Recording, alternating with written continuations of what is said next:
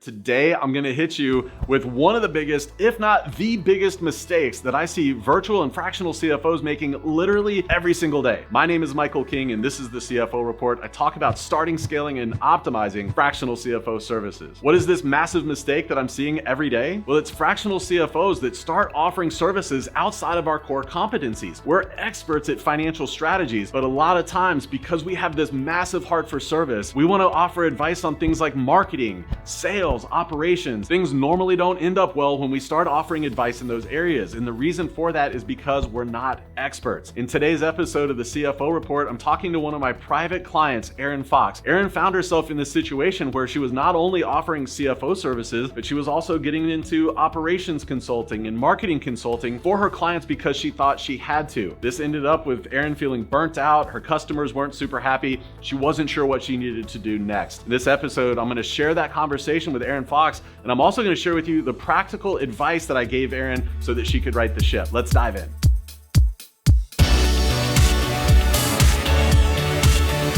Talked about pricing, but where are you really stuck, Erin? What's going on? Probably about a year ago, I decided that I needed to pivot from just bookkeeping and tax. That ultimately my goal was to take on clients who already had a bookkeeper, and I was just doing the high level strategic advisory, getting out of the day-to-day, like the weeds of the numbers, right? So what ended up happening was I took on one new client at the rate that I wanted, but I still was doing the bookkeeping work.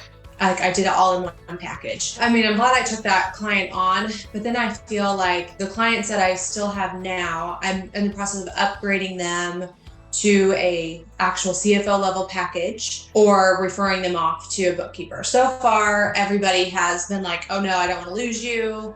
Let's move forward with your new services. I think ultimately, when I'm dealing with the current clients that I have and then taking on new clients, I thought that I had a really good offer, like a solid offer of what I was going to include. But I'm finding that as I'm going through this offering, it's a lot, and I'm putting a lot of pressure on myself to do a lot in a short amount of time. Right. So I think even though I actually just went through a 6-month course of solidifying my offer, solidifying the pricing, going through consults, like the whole thing, at the end of the day, when I go to share this offer with people, I'm like, this is a lot. I don't know how I'm going to accomplish all of this. I just don't know if I'm doing what I should be doing. Real quick, you're not alone. Right. So the reason I have 2 specific calls, right? If you look on that page, it's to talk about this. And then I've got another one because so many people have this very specific problem. You're not alone. It's enough that I created a specific call just to cover these things. So yeah, you're in the right place. When you say that it's a lot, I want to make sure I'm clear here. Are you saying that as you present the service on the sales call, it's a lot to cover it all? Or are you over promising, there's a lot you have to deliver to meet the promises that you're making on the sales call? What specifically are you hung up on, Erin? It's what I'm including in my offer. I am going above and beyond the operational CFO. That was kind of my previous job and why I left, because I felt that they were too rear view mirror looking instead of out the windshield. And I didn't feel like they were truly giving the clients the value of, hey, this is what we can do for you to help your business move forward, rather just the regular monthly meetings to go over the numbers, right? Originally, I left because I was like, oh, I'm going to become a business coach. That's how I'm going to help people. But then I was like, but I know the numbers. At the end of the day, the numbers is what ultimately drives transformation. And I feel like that's what I do really well at explaining to people. But then I got lost in, well, how do I help them with marketing? How do I help them with employee retention? So then I started going down this operations avenue, and I read the book, the EOS traction book, and I was like, this is it. This is what I want to do. And then I realized an EOS implementer, it costs $30,000 to go through their programming training. And I was like, nope, that's not it. So I kind of crafted my own EOS / this framework around focusing on the finances, but being building business owner success and team success and customer success. And ultimately that leads to financial success. I'm getting on these coaching calls with my clients, going through their team structure and their ideal client and their messaging around their ideal client. And I feel like, am I doing too much? Like, is this really what a CFO from a strategic standpoint does? Like, and I think that's where I think this call probably came from, is like, what is it that you're doing to help people? And I think I went back through the rabbit hole and saw a bunch of your stuff about like, a lot of CFOs want to just, do all the things. And it's like, really simplify it. You don't need to offer all those things. Because to me, it is really easy for me to think that this is easy stuff. And for them, like, it's probably over their head. I don't know if that makes sense, but it's just total sense. It makes total sense. Bless your heart. Bless your heart. The struggle for a lot of people, and I feel like you're cut from the same cloth as I am in this way. We want to serve. We want to pour into people. We want to help them. We see that they're struggling, and it's like, let me just do more. We can quickly get in over our heads, where it's not sustainable for us. We've overpromised. We've overcommitted. Yeah. They start to get resentful. We're resentful because we're working all these hours. We're not making much money. It's this deadly thing. Where I think we can get into trouble is, I don't know if you saw the video I did on this, but I talk about is fractional CFOs. We kind of live in the wild, wild west of financial services, because the IRS doesn't say what a fractional CFO is. GAAP doesn't say what a fractional CFO, the AICPA doesn't say. We can do whatever we want, right? But that blank slate or canvas can get us in trouble because we want to do all of these things. That said, what I'm going to share with you isn't the right answer or the only answer. I'm just going to tell you kind of what I've learned from building my firm and from coaching, well over 100 other firm owners now, what I've kind of found to be true. You can take this and do it. You can do a version of it. You can say, Mike, that was the dumbest thing I've ever heard. I'm not going to do any of it. Okay. When I start hearing conversations about like we got to get them more clients, as an example, right? The marketing piece. The question I have for you is, tell me about your expertise in marketing. Tell me about how you've built out a marketing program where you've grown a company from X to Y because of your marketing insights. My guess is you don't have that story. No. And my goal is to get them like 50% there, just to be like, okay, well, here, let's get you where we can get you without having to pay somebody. And then once you've honed in on like who your ideal client is and your marketing message, then you can go pay somebody to take that and use it. The problem is like, that's not your area of expertise. Right. Right. And I know you want to help them with it, but I looked at your LinkedIn, you've got however many years of background as a controller, and that's your skill set, Yeah. So what I've learned is despite us wanting to help on those things, based on where your experience is, you've got to work with clients that have already solved those problems. That to me is where the answer lies. We'll dive into why I see a lot of people doing this, but you've got to start working with clients that have already figured out their ICA. Have you read Traction, the EOS book? Yeah.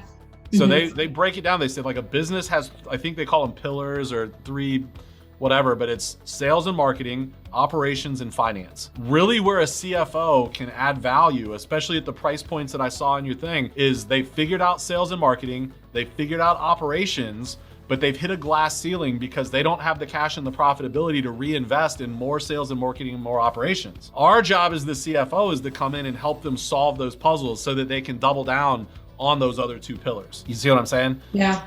Right. So that's where it's tough. And so what I see a lot of business owners, like what I see a lot of early fractional CFOs doing, is you play small, right? You're working with the businesses that are doing 150, 200, 300, 400K a year. They got something, but they haven't really figured it out yet. They're just too small for you to be able to come in and do the stuff that you know how to do. You've got to start getting to the point where you're working with businesses that are, on the low end, 750 to $1 million, but really where I found the sweet spot is like 3 to 10 million. And I see a lot of people are like, where do you get, they're not out there. They don't exist. Right. And I'm like, no, you're fishing on Facebook and Instagram.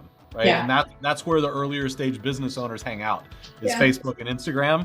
So that's, you're fishing from the wrong pond. You got to learn where do those bigger business owners fish, right? Or where are they hanging out so you can fish in those ponds? To get to, I think you put 3,000 to 5,000 a month was your target. Is that right? Yeah. Yeah, 3 to 5. You want to be somewhere like 1.5 or north of 1.5 million a year to really be able to command that. Now, all of that said, my firm for years now only offers, we have a very tight scope of work for CFO services. Our core package, $5,000 a month. You get a monthly call where we go over our CFO reports. We get a bi-weekly check-in call, right? There's Slack access. It's a very tight scope of work, what we cover, what we don't cover. And I've proven time and time again, you can charge $5,000 a month for that. and not do the employee retention stuff, the marketing stuff, the bookkeeping, the accounting, the tax prep. You can do it. You can do it, but you've just got to work. You've got to stretch yourself to work with some of those bigger businesses. So I think I saw one of the things that you said, maybe it was in the Slack channel, that your businesses are like 3 million to 10 million. Is that kind of what you have for your $5,000 a month? So our 5,000 is like that 3-ish. Then we've got a 6,500 now. I think we just bumped prices. 55. Then we have 65, and it's 65. It's the same scope, but we include tax strategy. Mm-hmm. So it's an annual tax strategy. 8,000 is both of those, but they get. Normally it's EOS clients that do this because we're an EOS company too. We go for their annual planning session where it's all day kind of thing. So the EOS implementers there, we come, it's 55 to 8,500. I guess you said that you don't work with companies then that, like when you come in and they have a marketing problem with like, okay, well, we do need more sales. Like, how are we gonna get more sales? Like, you're just like, hey, you know what? I'm gonna stay in my lane and you're gonna go somewhere else or get somebody else to help you with that. We won't touch it, but there's a way you've got to present it so that you don't sound like a jerk, you know, like, oh, we don't do that, right? Like, that doesn't sound like it's not a team approach. But what I tell people is, you know, look, if you've got a sales problem, that's a big deal. My team and I have been trained for decades how to help profitability, how to increase tax flows, how to maximize tax efficiencies, right? The problem you have, you need somebody that is deeply experienced with that knows for a business like yours in your industry how to turn that around. And while I would love to help you with that, I'd be doing you a disservice if I tried to get in it because I know it's such a big problem. Now, what we can do is when you do bring somebody in, or you're considering this, we can help you understand the financial viability of it. We can understand if you can afford it. We can help you think through, you know, like pricing and, you know, cost of goods and cost of services, and are those margins sustainable? So it's really around like setting that boundary. I talk about 3 things: interest, experience, and expertise. We don't have the interest, experience, and or expertise to help you with this, but then it's reframing it on how we can help them with that problem. So we're not gonna teach you how to run more efficient ads. We're not gonna show you how to handle a better sales call for your plumbing business, but what we can do is this. So we're still part of the solution, but we're in our lane. All right, my friend, I hope you found this episode helpful. If you're interested in working with me, just like Aaron, go to the CFOaccelerator.com. There you'll find all the ways that we can work together to help you start, scale, or optimize your advisory firm. In the meantime, I can't wait to see you back right here next week, my friend. See you then.